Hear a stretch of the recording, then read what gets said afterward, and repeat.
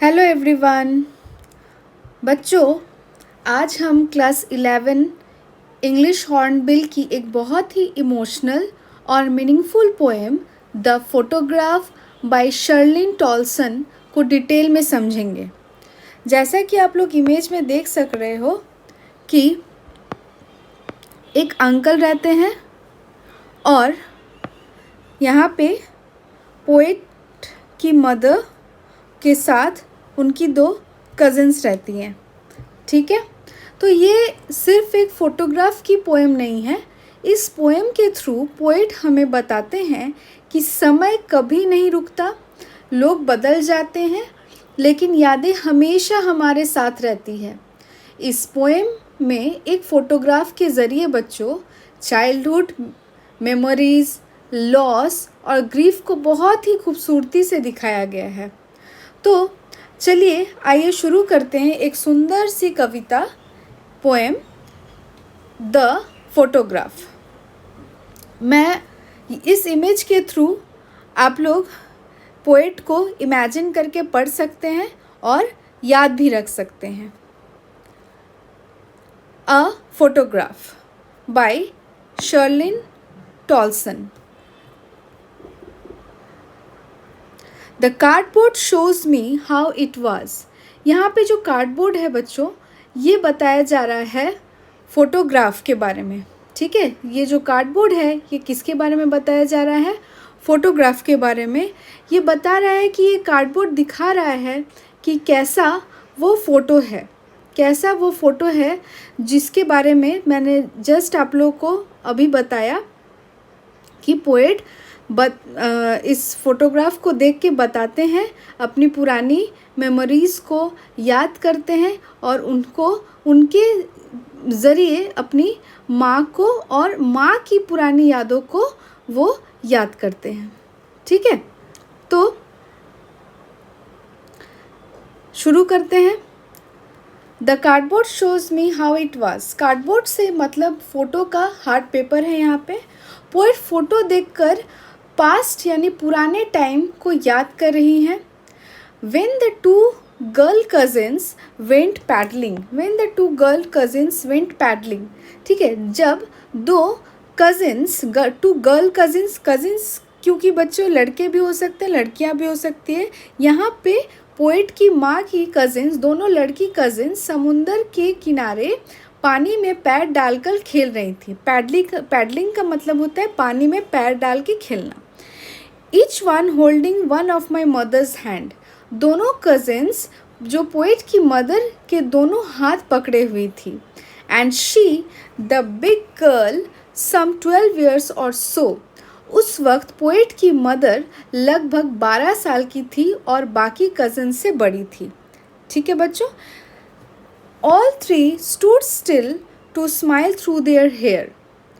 तीनों कैमरा के लिए रुककर स्माइल कर रही थी और उनके जो हेयर थे वो हवा से चेहरे पर आ रहे थे। यहाँ पे देखिए, ये पोएट की माँ होंगी और ये पोएट और उनकी कज़िन्स। ठीक है, और ये जो अंकल हैं ये फ़ोटोग्राफ क्लिक कर रहे हैं।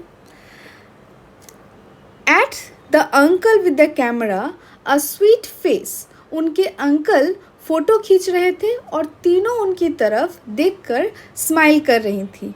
A sweet face. पोएट अपनी माँ के प्यारे और मासूम चेहरे को याद करती हैं।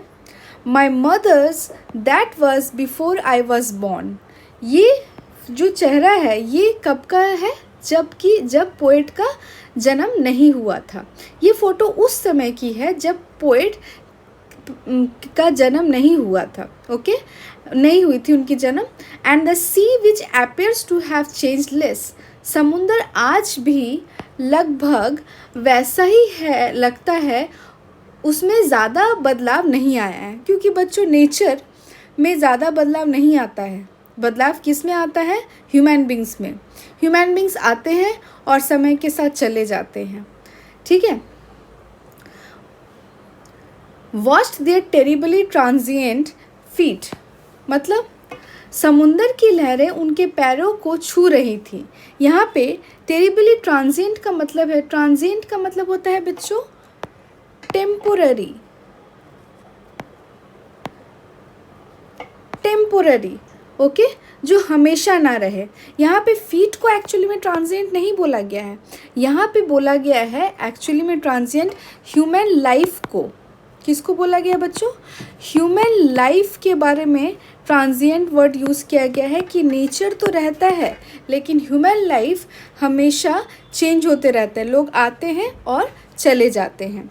सम 20-30 ईयर्स लैटर, 20 या 30 साल बाद, she did loved at the snapshot, वो अपनी पोइट की मदर उस पुरानी फ़ोटो को देखकर हंसती थी। सी बेटी एंड डॉली, शी डिड से, वो अपनी कज़िन्स जिनका नाम था बेटी और डॉली को पहचान कर बताती थी। And look how they dressed us for the beach, वो हंसी के साथ बताती थी कि बीच के लिए उन्हें कैसे तैयार किया गया था। ठीक है। द सी हॉलीडे, समुंदर के पास बिताई हुई छुट्टी, was her past, mine is her laughter, माँ के लिए वो बीच का जो ट्रिप था वो एक याद थी और पोइट के लिए माँ की हंसी एक याद बन गई। कितनी सुंदर कविता है ना बच्चों। The C holiday was her past, mine is her laughter. फिर से मैं यह लाइन बता दूं कि द सी हॉलीडे, समुंदर के पास बिताई हुई छुट्टी, माँ के लिए वो बीच ट्रिप की याद थी और पोइट के लिए वो जो माँ देखकर हंस रही थी उनकी हंसी पोइट के लिए याद बन गई। Both wry with the laboured ease of loss, दोनों यादें थोड़ी दुखद है क्योंकि उसमें खो देने का एहसास है। Very beautiful line. With the labored ease of loss, both rye with the labored ease of loss. दोनों यादों में, यानी कि इससे हमें पता चल रहा है कि बच्चों पोइट की जो माँ हैं अब वो रही नहीं और पोइट की माँ उस टाइम पे वो देख के दुखी थी कि अब वो जो ट्रिप था वो अब याद बन चुका था और पोइट की माँ अब जो नहीं रही वो पोइट के लिए एक याद बन चुका था। Now she been dead nearly as many years. अब पोइट की माँ को मरे हुए लगभग उतने ही साल हो गए हैं as that girl lived, जितनी उम्र माँ की फ़ोटो में उस लड़की की थी, लगभग 12 साल, है ना। मतलब इस लाइन का मतलब पोइट की माँ उस टाइम पे उस फ़ोटो में 12 साल की थी और पोइट की माँ को गुजरे हुए भी अब 12 साल हो चुके हैं। ठीक है। नेक्स्ट है, and of this circumstance there is nothing to say at all. इस सिचुएशन में, इस circumstance मीन्स इस सिचुएशन में पोइट के पास कहने के लिए शब्द नहीं है क्योंकि दुख बहुत ज़्यादा गहरा है। Its silence silences, ये दुख इतना गहरा है कि सब कुछ खामोश कर देता है। ठीक है। तो बच्चों ये बहुत ही सुंदर सी पोएम हमने अभी पढ़ा। कितनी सुंदर पोएम थी कि एक को याद आता है और एक, दोनों ही याद बन गई, एक पोएट के लिए और एक पोएट की माँ के लिए। ओके। तो इसके बाद हम लोग कुछ और भी पढ़ेंगे। ये मैं आप लोग के लिए बच्चों एक फुल पैकेज ही लेके आई हूँ जिसमें मैं आप लोग को पोएम तो पढ़ा दिया, अब मैं इसके मीनिंग को स्टैंजा वाइज डिस्कस करूँगी, साथ में पोएटिक डिवाइस पढ़ाऊँगी, साथ में कुछ क्वेश्चन आंसर्स भी डिस्कस करूँगी जिससे आपका ये जो पूरा पोएम है वो पूरा कंप्लीट हो जाएगा। ठीक है। तो आइए चलिए देखते हैं पोएटिक डिवाइसेस क्या क्या यूज़ हुए हैं। ठीक है। यहाँ पे मे बी आप लोग को एक मीनिंग में प्रॉब्लम हो सकती है। राई मीन्स का मतलब, राई मीन्स बच्चों होता है a smile mixed with sadness and irony, मतलब एक ऐसी हंसी जिसमें दर्द भरी मुस्कान है और हल्की उदासी के साथ मुस्कुराना है। ठीक है, और यहाँ पे ये जो लाइन है बहुत इंपॉर्टेंट है, जैसे कि मैंने बताया, both wry with the laboured ease of loss means यहाँ पे both the poet and her mother smile, दोनों हंस रहे हैं, लेकिन but their smiles are filled with sadness because they are remembering something precious they have lost. ठीक है, दोनों को देख के पुरानी यादें ताज़ा करके बहुत अच्छा लग रहा है, लेकिन जो खो गया, जो चला गया, उस चीज़ को लेके दोनों सैड भी दिख रहे हैं। ठीक है, चलिए अब हम लोग इसमें पढ़ते हैं जो पोएटिक डिवाइसेस यूज़ हुए हैं। सबसे पहला जो पोएटिक डिवाइस यूज़ हुआ है बच्चों, एलिट्रेशन। यहाँ पर मैंने आप लोग के लिए और इजी कर दिया है। किसी किसी को हो सकता है पोएटिक डिवाइसेस क्या होता है वो भी नहीं मालूम, मे बी, तो इसीलिए मैं डेफिनेशन के साथ एग्जाम्पल लेके आई हूँ। जैसे एलिट्रेशन का मतलब होता है repetition of the same consonant sound at the beginning of the nearby words.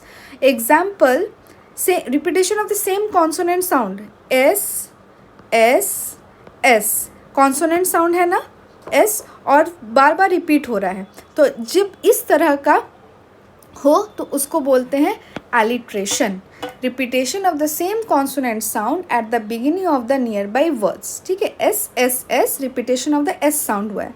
फिर क्या है, टेरिबली ट्रांजिएंट, यहाँ पे repetition of the T sound हुआ है, टेरिबली ट्रांजिएंट। तो ये वाला कौन सा पोएटिक डिवाइस हुआ है इस लाइन में यूज़ हम लोग बोल सकते हैं एलिट्रेशन। नेक्स्ट पोएटिक डिवाइस है पर्सोनिफिकेशन।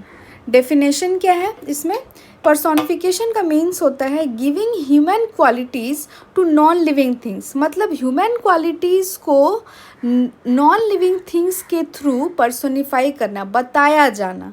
ठीक है, the sea which appears to have changeless, यहाँ पे the sea is presented as if it has the ability to change like a human. जैसे ह्यूमन बींग्स चेंज होते रहते हैं, सी को ह्यूमन बींग्स के साथ कंपेयर किया गया, सी जो कि एक नॉन लिविंग थिंग कंसिडर करते हैं और ह्यूमन बींग जो कि एक लिविंग बींग है उसके साथ कंपेयर करके बोला गया है कि सी चेंज उतना नहीं होता है जितना ह्यूमन बींग का लाइफ चेंज होता है। ठीक है, इट्स साइलेंसेस, यहाँ पे साइलेंस को is given the power to silence someone.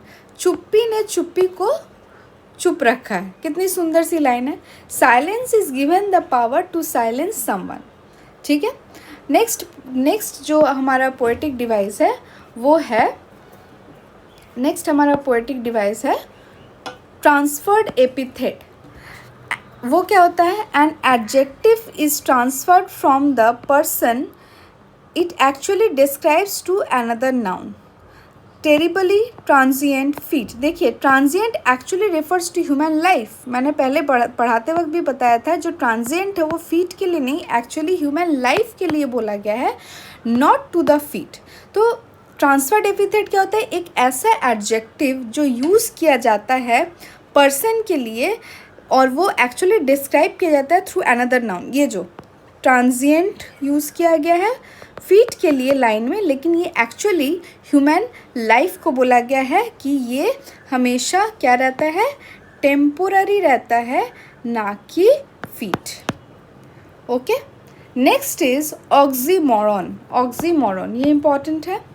Oxymoron मतलब क्या होता है, टू अपोजिट और कॉन्ट्रास्टिंग आइडियाज़ प्लेस्ड टुगेदर। जब दो अपोजिट चीज़ को प्लेस किया जाए एक जगह पे, वहाँ पे होता है oxymoron. Example, laboured ease of loss. यहाँ पे जो लेबर्ड है मतलब कि डिफ़िकल्ट है, और ईज यानी कि आसान, एफर्टलेस है, आर कॉन्ट्रास्टिंग आइडियाज़, है ना।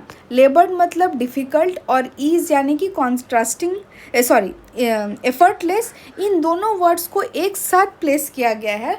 दो अपोजिट वर्ड्स को या दो अपोजिट आइडियाज़ को जब एक साथ प्लेस किया जाता है, वहाँ पे जो पोएटिक डिवाइस यूज़ होता है उसको बोला जाता है ऑक्सीमोरन। उसको क्या बोला जाता है, ऑक्सीमोरन। नेक्स्ट है इमेजरी। इमेजरी क्या होता है, language that creates a clear picture in the readers mind. एक ऐसा लैंग्वेज यूज़ करना जो पढ़ते वक्त या लिखते वक्त हमारे माइंड में एक क्लियर पिक्चर क्रिएट कर दे कि हम लोग क्या पढ़ रहे हैं. 3 girls, for examples, 3 girls went paddling, holding one of my mother's hand, the sea holiday. These lines help us imagine the scene widely.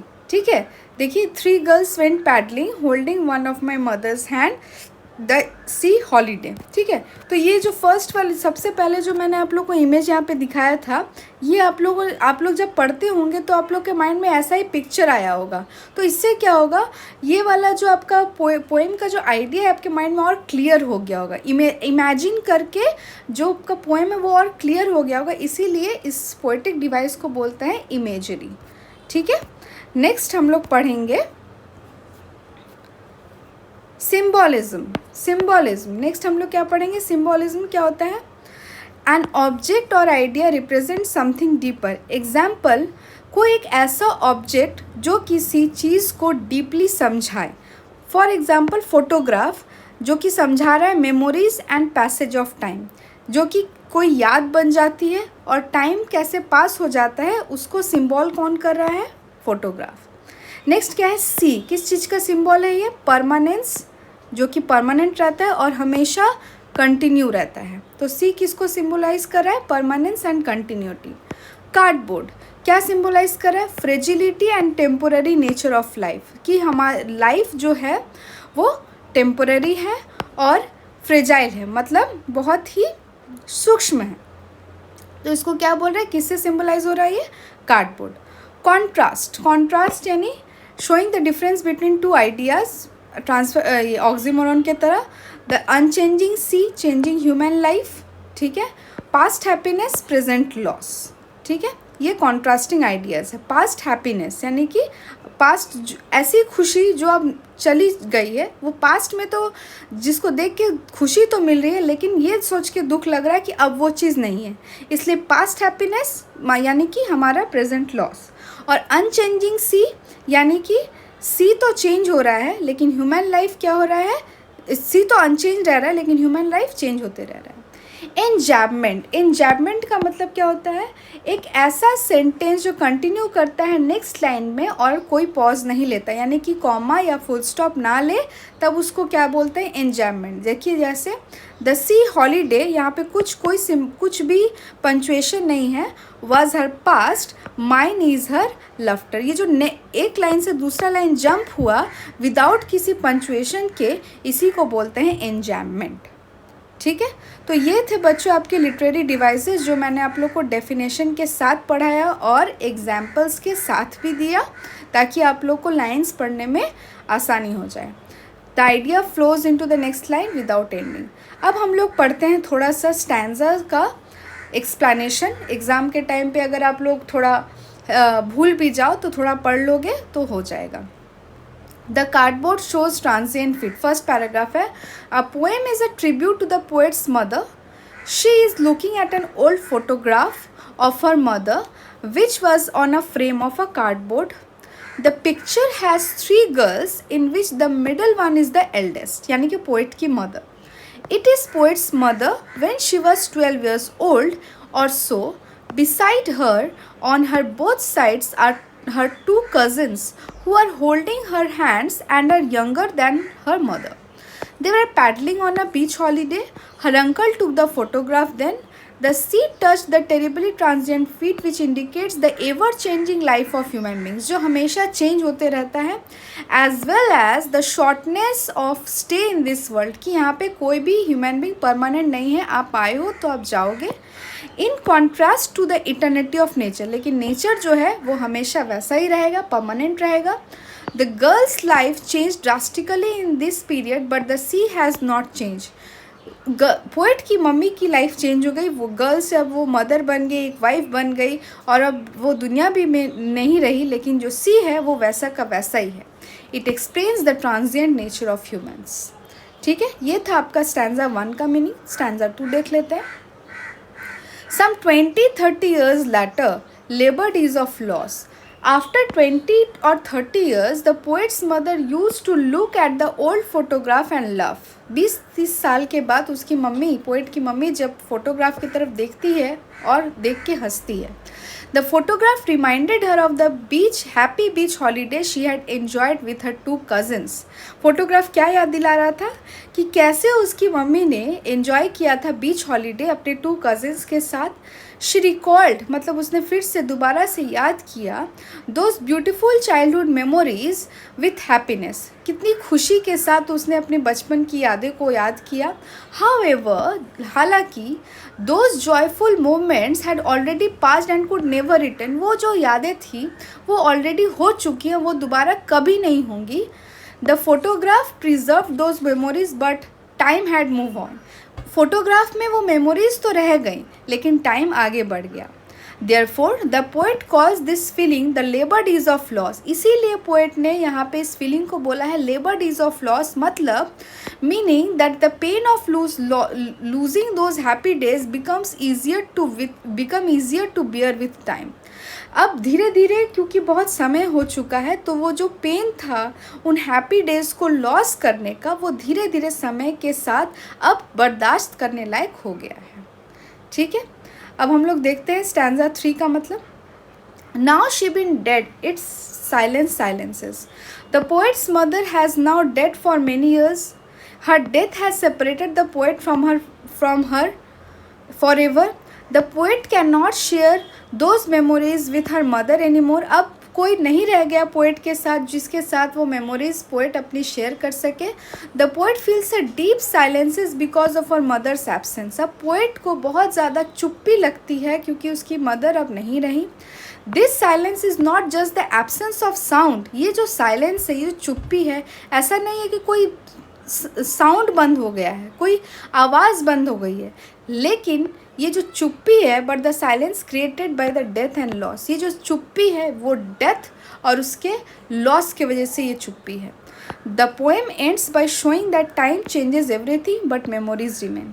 ये जो पोएम ख़त्म होता है ये बताता है कि जो समय है वो सब कुछ बदल देता है लेकिन जो यादें हैं वैसी ही रह जाती हैं.